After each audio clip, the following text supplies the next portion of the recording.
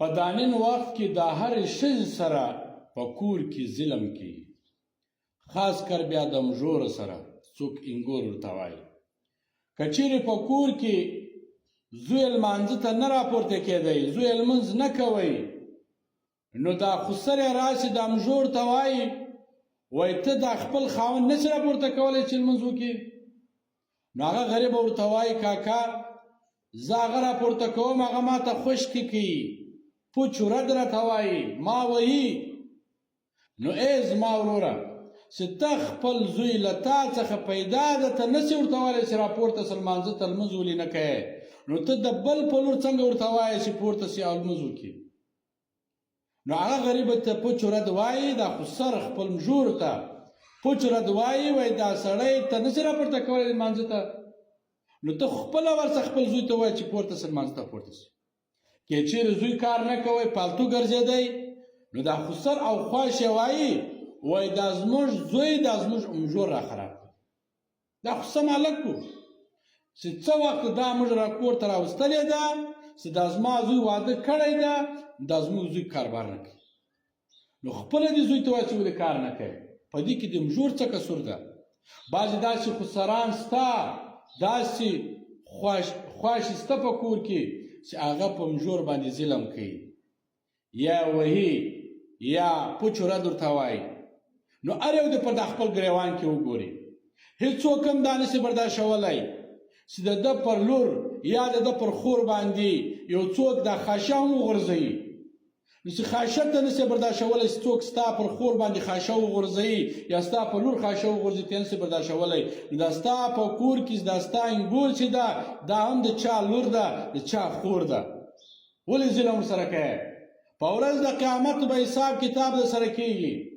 دا خسر به هم رانیول کېږي، لیور به هم تر ګریوان رانیول کېږي، خواشې به هم تر ګریوان رانیول کېږي، خاوند به هم تر ګریوان رانیول کېږي چې چا د ښځې سره یا د مژور سره یا د ورېندارې سره ظلم کړی، دا ټول به حساب کتاب ورکوي.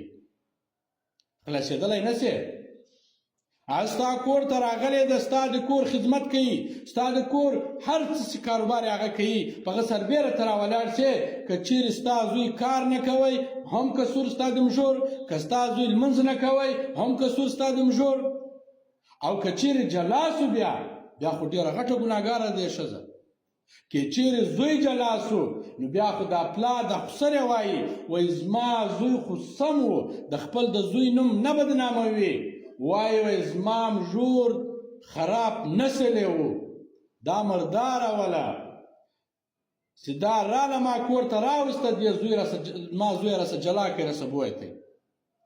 نو زه دا وایم ای کاکا دا مژور او دا ستا زوی چې جلا یې کوي، دا ستا مژور خراب نسله نه ده، بد نسله نه ده، بلکې ستا زوی خراب نسل ده، ستا د زوی نسل خراب ده چې د یوې ښځې په سر یې مور و پلار پرېښول، چې د یوې ښځې پر سر یې خپلې خویندې ورونه او مور و پلار د هغه مینه محبت یې هېره کړه او د ښځې محبت یې په یاد شو آبوتو. نو خراب نسل څوک ده؟